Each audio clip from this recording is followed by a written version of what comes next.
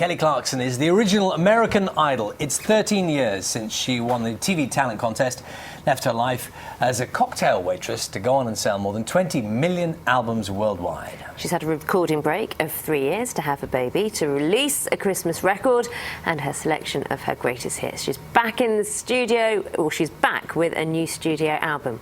Let's remind ourselves of some of her work. Since you've been gone, I can't breathe for the first time. We have Kelly Clarkson with us on the sofa. Good morning. Good morning. You've been so busy of late. Yes, creating life.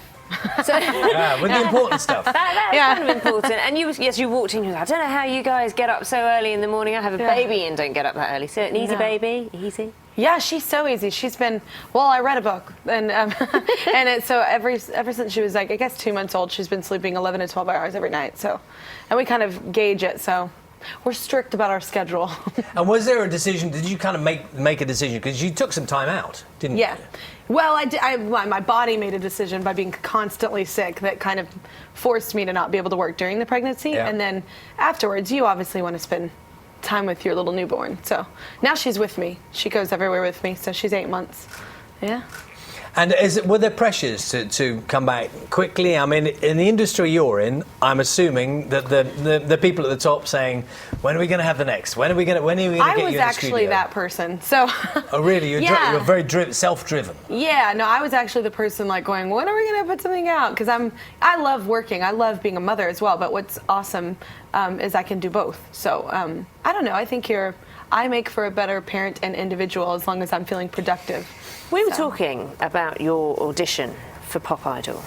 Oh, for American Idol. For American Idol.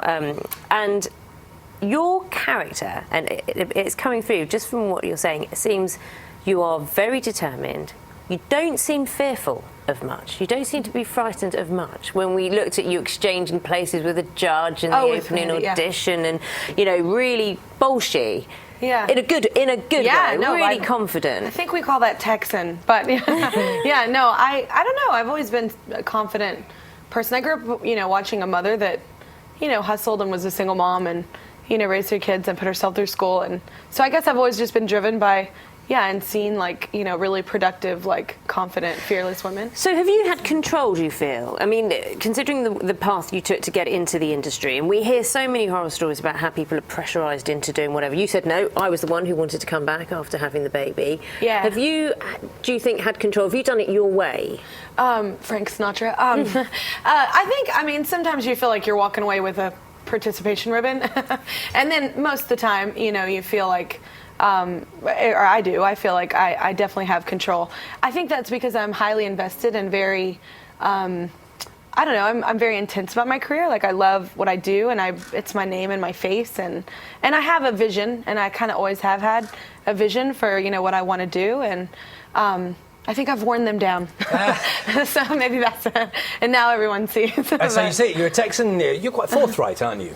Yeah, so you think, I'm smart enough to know that there's plenty of people around me that are experienced that you can learn from, but, and I definitely think two heads are better than one, but at the same time, I think you should always, especially as an artist, it's art, so you got to kind of go with your gut sometimes. So can I ask you, on that note, I understand that some people in the music business, your business, a bit snobbish about people who come through the avenue of programs. Until it's popular, and then they perform and go on it all the time. Now, you've had enormous success subsequently, but do you think there are artists who think about you as being a bit less than them because they did it a different way? Well, I think there's artists that think that way regardless of how you come in the industry. I think people, and sometimes it doesn't matter, how you get here, as long as you have longevity. But at the same time, I know artists that have been working, 7-8 years and still haven't hit yet. So it's a kind of hard pill to swallow when you see someone win a talent show, and then they become successful, and you've been working in clubs and. Is it true that big names have not wanted to work with you? Well, no, it's true that you ask people for duets. Is that what you're talking about? Oh, no, I just have this joke because people are like, why do you never have duets on your albums? I'm like, well, I've asked a few people, they just don't say yes. But for this project, I asked John Legend and he said yes. So That was awesome. Pretty cool. I Yeah, mean, we've got, yeah. for your new product, we've got your new single we can share as well, Heartbreak Yeah. Song. Let's take a look. Yeah.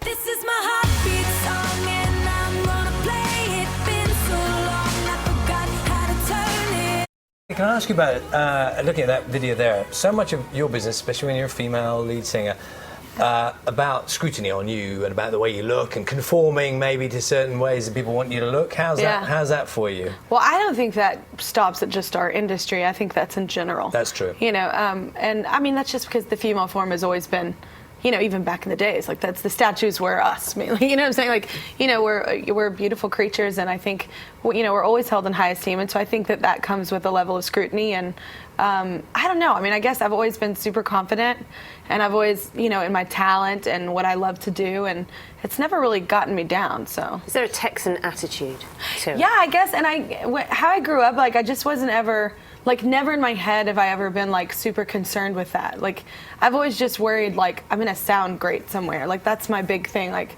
I get destroyed. You can ask the people that work with me if I suck somewhere. Like it destroys me for like a week. What do you mean if you have a bad? If you have like a bad show and you're like, oh God, they probably all think I sound like that regularly. Yeah, you know, if you're tired or something.